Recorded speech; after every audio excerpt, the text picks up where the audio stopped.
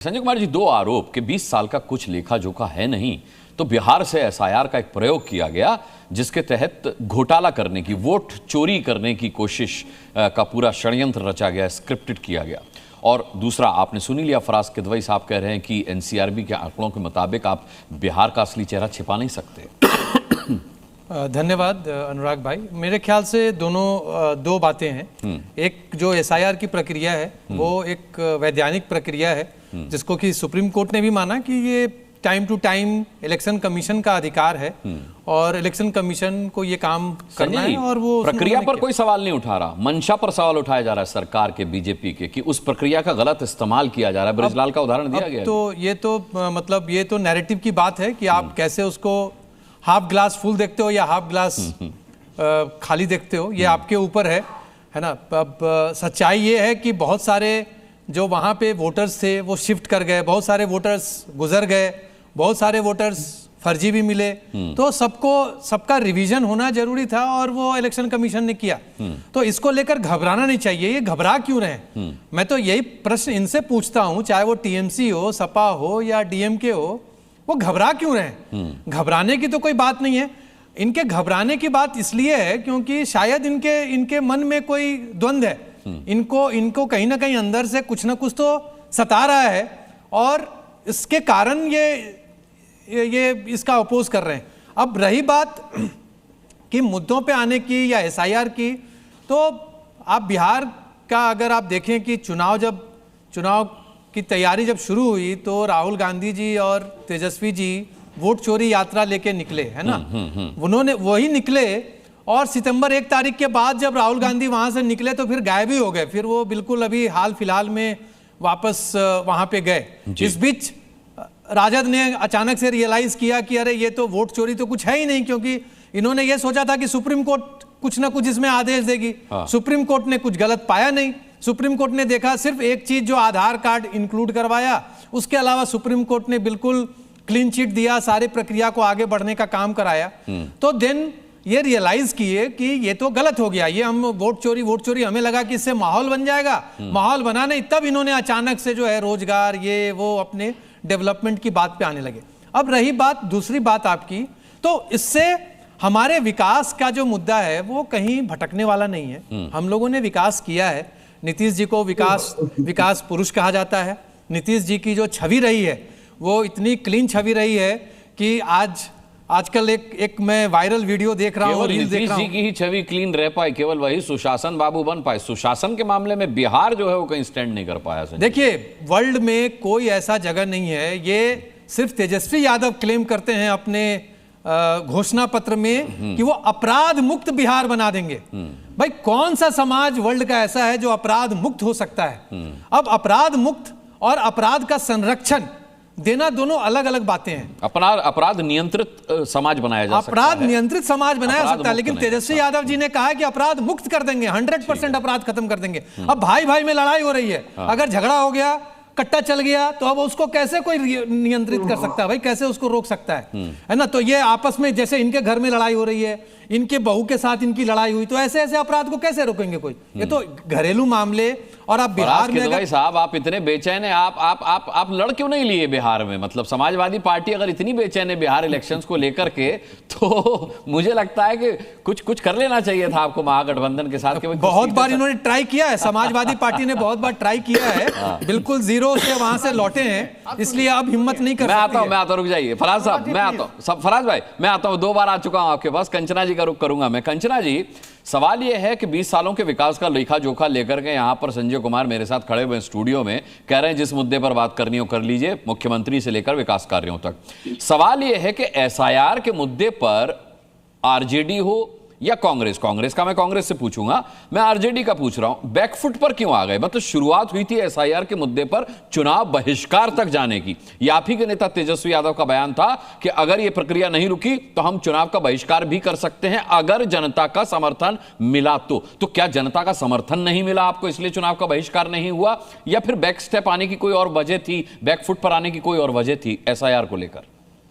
मैं आपके प्रश्नों का जवाब दूंगी, लेकिन यहाँ पर सवाल कई सारे हैं। प्रकाश पासवान जी जो एक अच्छे प्रवक्ता माने जाते हैं भारतीय जनता पार्टी की, जिनकी तो मैं तो रेस्पेक्ट करती हूँ एटलीस्ट, इतना झूठ इन्होंने बोला है। शायद इनको मालूम नहीं है कि मुजफ्फरपुर में मोतीपुर का जो चीनी मिल है वो 2011 में बंद हुआ था। और जनाब आपको मालूम होना चाहिए कि 2011 में किसी और की नहीं, एनडीए की सरकार थी। ऐसे 15 से ज्यादा मिल, चीनी मिल, शुगर मिल जो बंद हुए बिहार में तमाम जगहों पर। जिस जगह पर मैं भी हूँ यहाँ पर भी एक मिल था, वो भी बंद हुआ है। लेकिन इनसे नहीं पूछ सकते। बरौनी रिफाइनरी की बात कर रहे हैं, इनको इतिहास भी नहीं मालूम।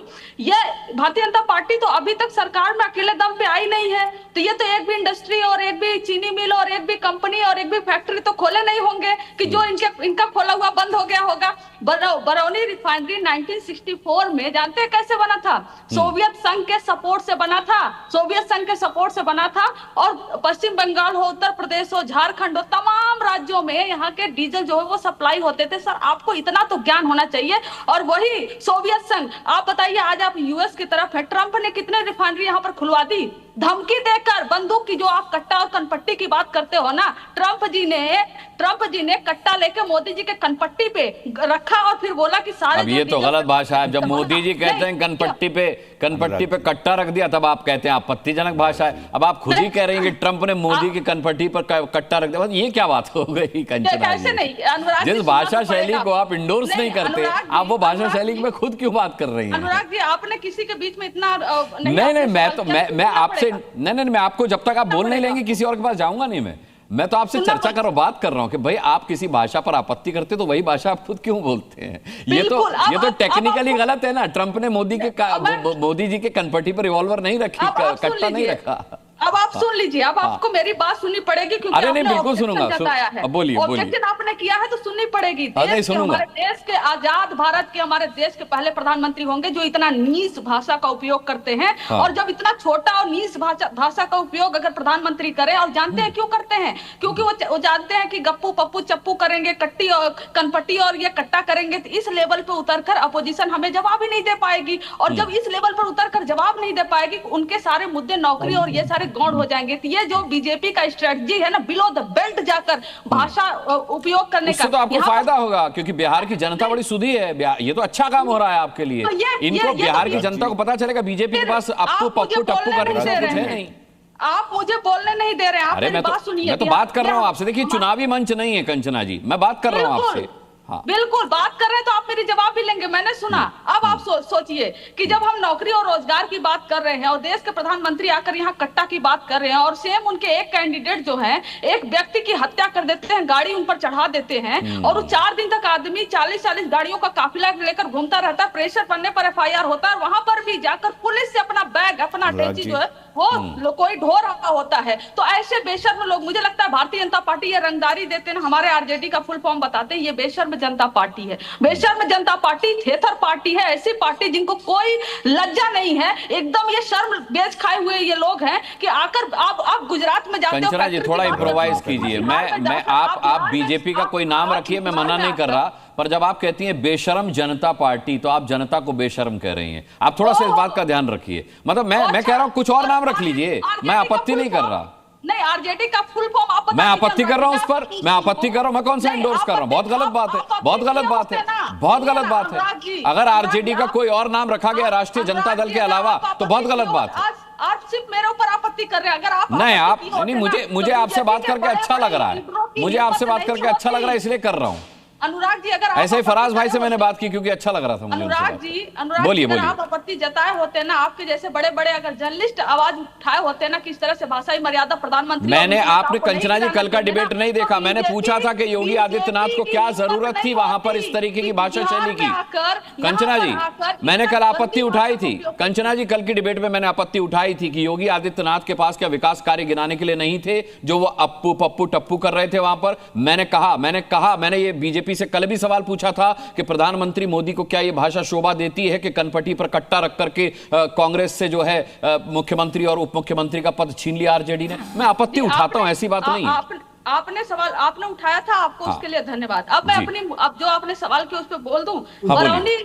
बरौनी जो रिफाइनरी की बात करते हैं, जब बीपी जी यहाँ पर, मंडल जी यहाँ पर मुख्यमंत्री कुछ दिन के लिए बने थे, पता है आग लग गई थी उसमें। जब आग लग गई, ये जनसंघ के एक व्यक्ति जो है वो क्या कहते हैं, अरे जब पिछड़ा का कोई मुख्यमंत्री बन जाएगा तो आग लगी ही नहीं जाएगा, इस तरह का बोलते थे। क्योंकि इनको ना शोभा ही नहीं देता है। कर्पूरी ठाकुर जी की सरकार गिराए जब उन्होंने आरक्षण लागू किया, बीपी सिंह जी की सरकार गिराए जब इन्होंने आरक्षण लागू किया। ये लोग बात करेंगे, बता दीजिए ना, लास्ट इंडस्ट्री फैक्ट्री पता है बिहार में कब लगी थी? जब लालू जी रेलवे मिनिस्टर थे। लास्ट इंडस्ट्री लगी हुई थी इतने बड़े लेवल पे, सारण में, जहां पर व्हील बनता है रेलवे का।